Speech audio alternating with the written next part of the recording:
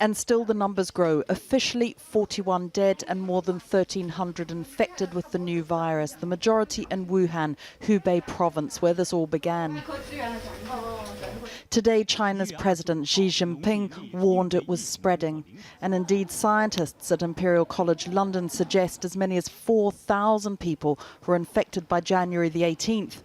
And that each person was infecting as many as 3 others, showing how hard this will be to contain. With pressure growing on the Chinese government, much of the country has now declared a level 1 public health alert. All transport in and out of Wuhan has been stopped. From tomorrow, all vehicle use, including private cars, will be banned from downtown.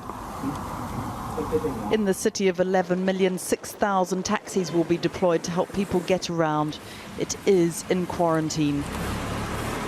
Wuhan in Hubei province remains the epicenter with the largest number of cases, but there are now reports from across China, and it has spread to Hong Kong and elsewhere in Asia, and further still to the United States, Australia and France, where 3 patients have now tested positive. In Hong Kong, where they have had 5 cases, today the government announced it was raising its emergency response to the highest level, with schools to remain closed for 2 more weeks after the Lunar New Year celebrations. We need to step up our immigration control. We have to control the spread of the disease. First of all, we're going to stop flights and high-speed trains from Wuhan. We will wait until we're fully in control of the outbreak before we resume flights, as well as the high-speed train service. 31 people in the UK have been tested, but all are negative. Public health teams have been placed at Heathrow Airport in London for any passengers feeling unwell.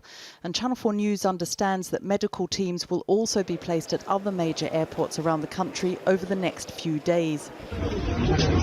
Yet China remains the focus of this outbreak. In Wuhan, their medical facilities are being overwhelmed. They're now building 2 new hospitals to cope, and the Chinese military has sent in 450 medical staff.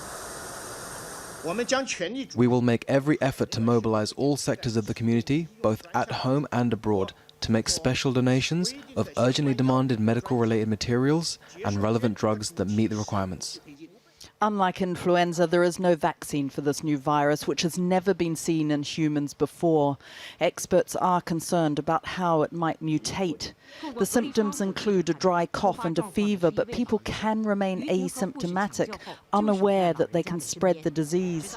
Tonight, China announced it was suspending tour groups from leaving the country, and the French and Americans are planning to evacuate their citizens from Wuhan, with other embassies in discussions with the local authorities.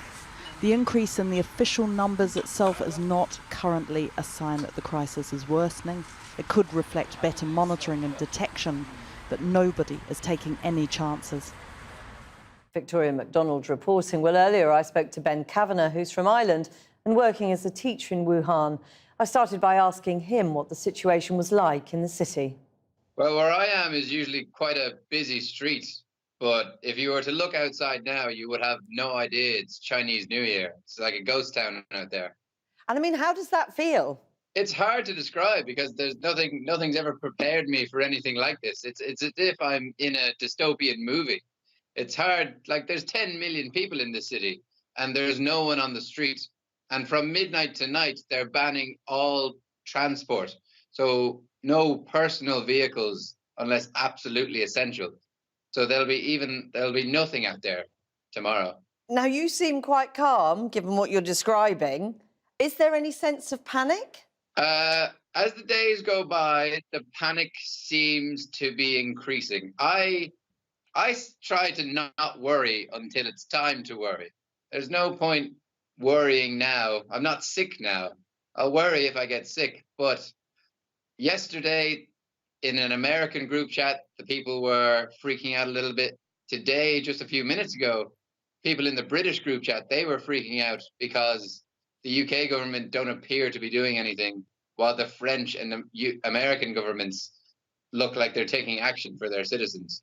Yes, now, I know your stories appeared in the Irish press. Have you heard at all from Irish diplomatic services? Are they giving you any advice? Are they getting in touch to see how you are?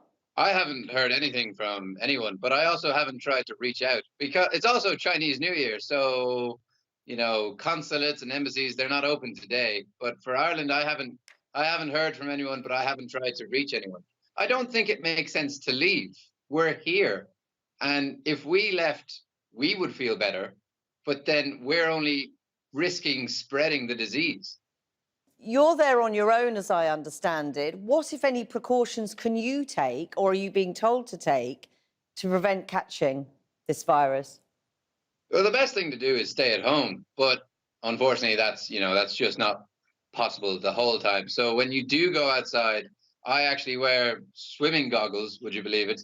Because that's how the doctors and nurses have been infected, because they're being infected through their eyes. They took precautions for their mouths with masks, but the doctors and nurses were infected in the hospitals through their eyes. So now when I go out, I wear 2 masks and a pair of swimming goggles. It looks silly, but it's the safest way to do it. And how often are you venturing out? Presumably you need supplies. I will be going out first thing in the morning for what I can only describe as a massive shop, because I don't want to have to go out again for a very long time. I plan on bringing my suitcase to the shop so that I can get enough stuff. And that's it. After that, I don't plan on leaving for weeks. So you are literally anticipating having to stay in your flat alone with this stockpile of food ad infinitum at the moment. Yeah, that's it. I got a message from my work and all transport into Wuhan is indefinitely shut down. We don't know when. We have no idea when the end is coming. Because I assume even if you wanted to leave to try to make your way back home or somewhere else, you couldn't at the moment. No, that's impossible. That's why people are so upset. And the Americans and the British are very upset at the moment, because there is no way out. We're in a quarantine city, and that's just the way it has to be. Otherwise, we risk spreading this disease further afield. Like, it's already global. Well, we wish you to stay safe and sane. Thank you very much for talking to us today. Thanks for having me. Thank you.